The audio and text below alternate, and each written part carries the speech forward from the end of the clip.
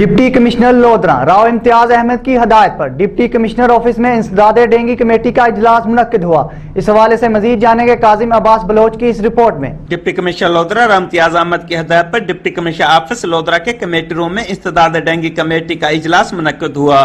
Additional deputy commissioner revenue میں سمیرہ ارشاد نے اجلاس کی صدارت کی۔ اجلاس میں انسداد ڈینگی کے حوالے سے محکموں کی کارکردگی کا جائزہ لیا گیا۔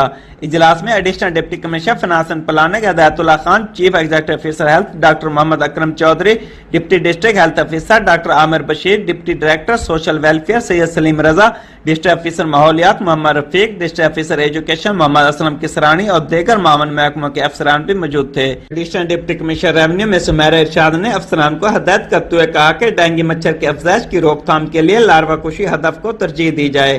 لاروے کی افزائشی جگہوں پر محکمہ صحت وہاں کی مقامی آبادی کو آگاہی دے اور لاروے کی افزائش نہ ہونے دی جائے۔ ڈینگی کے انسداد کے لیے واک، ریلیوں، سیمینار، پمفلٹس، پوسٹر، بینرز کے ذریعے گھر گھر آگاہی دی جائے۔ سرکاری اور نجی ہسپتالوں میں ڈینگی کے الگ وارڈز اور آگاہی کاؤنٹر بھی قائم کیے جائیں۔ کیمرہ ٹیم کے ساتھ ڈاکٹر کاظم عباس بلوچ، رازی نیوز، لودھرا۔